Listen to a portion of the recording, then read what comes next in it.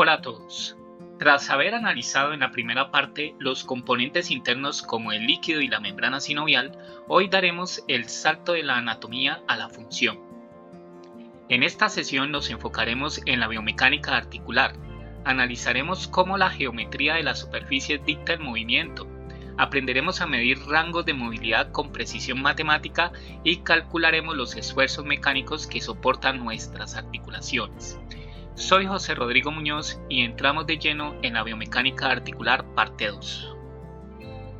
El primer concepto fundamental es la congruencia articular. Según Cailliet, esta es la capacidad de una articulación para recorrer su rango de movimiento de forma fluida sin que las superficies se separen o se deformen excesivamente. En ingeniería, esto equivale al ajuste entre piezas. Una buena congruencia garantiza que las cargas se distribuyan uniformemente, protegiendo el cartílago que estudiamos anteriormente. Hablamos de congruencia total cuando las superficies son simétricas y equidistantes en todos sus puntos. El ejemplo clásico es la cadera, una esfera casi perfecta dentro de un receptáculo recíproco. Desde la física, esto es crucial porque el eje de rotación permanece estable en un solo punto durante todo el movimiento, permitiendo que la cápsula conserve su simetría geométrica y distribuya las presiones de manera óptima. En contraste, la mayoría de nuestras articulaciones, como la rodilla, presentan incongruencia. Aquí las superficies son asimétricas y las distancias entre puntos de contacto varían constantemente. Lo más importante desde el análisis cinemático es que al no ser una esfera perfecta, el eje de rotación no es fijo, sino que se desplaza describiendo una curva durante el movimiento. Esto añade una capa de complejidad al diseño de prótesis y al estudio de la mancha. Entramos en la medición del movimiento con el concepto de amplitud articular, conocido técnicamente como ROM o ADM. Desde la biomecánica, que deduce la función a partir de la morfología, definimos el ROM como la distancia, expresada en grados, desde una posición neutra hasta el límite máximo de un movimiento. Es, en esencia, la capacidad de flexionar o extender el cuerpo sin comprometer la integridad de los tejidos óseo-musculares y tendinosos. Medir el movimiento no es solo poner un número, es un proceso de instrumentación que varía según la precisión que necesitemos. Primero, el goniómetro manual. Es nuestra herramienta de campo. El secreto aquí es la alineación. El eje del goniómetro debe coincidir con el centro de rotación articular, mientras que los brazos se alinean con los ejes longitudinales de los huesos. Es económico, pero depende mucho de la pericia del evaluador. Si necesitamos datos dinámicos, pasamos al electrogoniómetro. Aquí sustituimos la vista humana por un potenciómetro o sensores de deformación. Al fijarlo a la articulación, el dispositivo convierte el movimiento mecánico en una señal eléctrica variable. Esto nos permite registrar cómo cambia el ángulo durante una actividad continua, como caminar o pedalear sin detener al sujeto. Finalmente, el análisis gráfico o cinematografía computarizada. Aquí ya no hay contacto físico directo. Utilizamos cámaras de alta velocidad y marcadores reflectantes colocados en puntos anatómicos clave. El software triangula la posición de estos puntos en el espacio para calcular no solo los ángulos, sino también velocidades y aceleraciones con una precisión milimétrica. Es el estándar en investigación biomecánica avanzada y diseño de prótesis. Una vez sabemos con qué medir, debemos decidir qué medir. En biomecánica clasificamos los ángulos en dos categorías según su marco de referencia. Ángulo absoluto es el que se mide entre un segmento corporal y una línea de referencia fija en el entorno, generalmente una vertical o una horizontal. Como ingenieros lo usamos para monitorear cómo se orienta una parte del cuerpo en el espacio global. Es vital, por ejemplo, para analizar el equilibrio o cargas de gravedad localizadas. Ángulo relativo es el ángulo formado entre dos segmentos adyacentes que comparten una articulación, como el muslo y la pierna. Es el estándar para el seguimiento clínico porque nos dice cuánto se está flexionando la articulación sin importar si el paciente está de pie, sentado o acostado. En resumen, los ángulos absolutos nos dan la postura global, mientras que los relativos nos dan la función articular pura. Para calcular el ángulo absoluto, transformamos el segmento corporal en un vector dentro de un sistema de coordenadas rectangulares. Si conocemos las coordenadas X y Y de los extremos del segmento, obtenidas por ejemplo mediante el análisis gráfico que vimos antes, podemos aplicar trigonometría básica. Utilizamos la función arcotangente para encontrar el ángulo θ respecto a la horizontal. Definimos el cateto opuesto como la diferencia entre alturas y el cateto adyacente como la diferencia en la posición horizontal. Θ igual a arcotangente del cateto opuesto sobre el adyacente. Como ingenieros, debemos ser cuidadosos con el cuadrante en el que se encuentra el segmento para asegurar que el valor angular sea el correcto en nuestro sistema de referencia global. Para calcular el ángulo relativo, es decir, el ángulo interno de la articulación, tenemos dos caminos matemáticos principales dependiendo de los datos disponibles. Primero, ley de cosenos. Si conocemos las longitudes de los segmentos A y B y la distancia entre los extremos distantes C, podemos despejar el ángulo θ. Es un enfoque puramente geométrico y muy útil cuando trabajamos con modelos de barras rígidas. C al cuadrado igual a al cuadrado más b al cuadrado menos 2ab coseno de θ. Segundo, producto punto. Este es el método más robusto para el análisis computacional en 2D o 3D. Tratamos a cada segmento como un vector A y B y despejamos el ángulo a partir de su producto escalar. Θ igual a arco coseno de A.B sobre la magnitud de A o la magnitud de B. Como ingenieros preferimos el método vectorial porque nos permite automatizar el cálculo en grandes volúmenes de datos cinemáticos, facilitando el análisis de movimientos complejos. Para consolidar lo anterior, analicemos este caso práctico basado en los datos de Hatze. Tenemos las coordenadas espaciales de 3 puntos claves: la cadera, la rodilla y el tobillo. El ejercicio para ustedes como ingenieros consta de 2 pasos. Primero, cálculo de magnitudes. Primero, debemos determinar la longitud de los segmentos muslo y pierna, utilizando la fórmula de la distancia entre 2 puntos. Segundo, cálculo del ángulo. Luego definimos el vector muslo, desde la rodilla hacia la cadera, y el vector pierna desde la rodilla hacia el tobillo. Aplicando el producto punto entre ambos, obtendremos el ángulo relativo de la rodilla.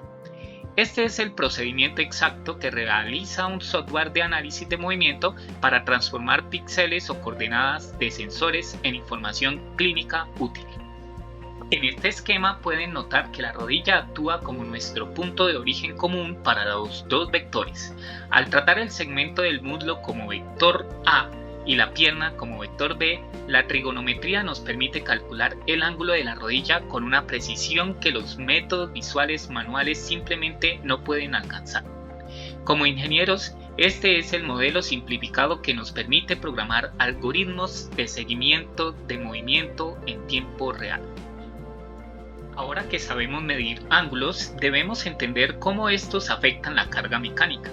En ingeniería biomecánica calculamos el esfuerzo articular SJ, que representa el momento de torsión en newton metro, que una articulación puede soportar de manera segura. Observen que las fórmulas para el codo SE y el hombro SH no son lineales. Dependen directamente del ángulo articular alfa y de un ajuste por género G, ya que la capacidad de torque varía según la morfología. Para el codo SE, la fórmula integra el ángulo al cuadrado, reflejando que la ventaja mecánica cambia drásticamente según la flexión. Para el hombro SH, el cálculo es aún más complejo, pues considera tanto el ángulo del codo alfa E como el del hombro alfa S. Estos cálculos nos permiten diseñar puestos de trabajo o herramientas que mantengan al usuario dentro de los momentos máximos permisibles, evitando daños en los tejidos por sobrecarga mecánica. Es vital entender que las fórmulas de esfuerzo articular no son genéricas. Se aplican según el tipo de movimiento específico, ya sea flexión o extensión. Para el codo, alfa, medimos el ángulo interno entre el brazo y el antebrazo. Sin embargo, para el hombro, SH, el cálculo se vuelve multivariable. Aquí debemos considerar tanto el ángulo del hombro como el ángulo del codo, ya que la posición del antebrazo cambia la longitud del brazo de palanca y por lo tanto el momento resultante en la articulación glenohumeral. Como ingenieros, esto nos enseña que para evaluar la carga física de un trabajador no basta con mirar una sola articulación, debemos analizar la cadena cinemática completa, ya que la posición de un segmento afecta directamente el esfuerzo del segmento adyacente. Para elevar nuestro análisis al nivel de un sistema completo, utilizamos el SCS o Sistema Corporal de Segmentos. Este modelo identifica cada parte del cuerpo como una unidad de análisis biomecánico independiente pero interconectada. Como ingenieros, tratamos cada segmento, como el muslo o el antebrazo, como un sólido rígido, con su propio centro de masa y momento de inercia.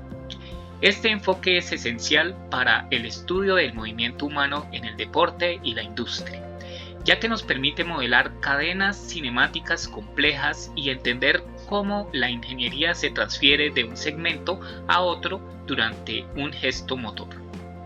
Para describir el movimiento con precisión, necesitamos un sistema de coordenadas tridimensional basado en la anatomía. Definimos 3 planos cardinales. Sagital: divide el cuerpo en derecha e izquierda. Es donde observamos la flexión y extensión. Frontal: divide en anterior y posterior, ideal para ver movimientos laterales o de abducción. Transversal: divide en superior e inferior, donde ocurren las rotaciones. Pero como ingenieros nos interesan los ejes de rotación que son perpendiculares a estos planos. Por ejemplo, un movimiento en el plano sagital ocurre alrededor del eje lateromedial, como una bisagra. Entender esta relación entre planos y ejes es lo que nos permite descomponer movimientos complejos en vectores simples para su análisis computacional. Para que nuestro análisis sea reproducible, utilizamos direcciones de referencia que funcionan como vectores de orientación dentro del cuerpo. Vectores de orientación. Hablamos de superior craneal e inferior caudal para el eje vertical, y medial o lateral para indicar la posición respecto a la línea media del cuerpo. Referencia en extremidades. Aquí usamos términos fundamentales para la biomecánica. Proximal, más cercano del tronco o punto de origen, y distal, más alejado. Por ejemplo, en el análisis de una cadena cinemática, la mano es distal respecto al hombro. Referencia de profundidad. Definimos anterior ventral y posterior dorsal, además de la distinción entre superficial y profundo, que es crucial al modelar capas musculares o inserciones de materiales biocompatibles. Dominar esta nomenclatura nos permite describir cualquier punto o fuerza en el sistema de manera unívoca, sin importar la posición del sujeto en el espacio. En ingeniería, todo sistema de medición requiere un punto de calibración o estado cero. En biomecánica debemos distinguir entre 2 configuraciones estándar. Posición anatómica es nuestro estándar universal de referencia. El cuerpo está erguido, los pies juntos y crucialmente las palmas miran hacia adelante en supinación. Esta es la base para definir todos los planos y direcciones que vimos antes. Posición fundamental. Es una postura más natural con los brazos relajados y las palmas hacia adentro. Aunque es más cómoda para el sujeto, no es la referencia estándar para la descripción anatómica. Para nosotros, la posición anatómica es el origen de coordenadas global. Cualquier cálculo de ángulos o momentos que realicemos en nuestros proyectos de investigación debe partir de esta base para asegurar que los datos sean comparables internacionalmente.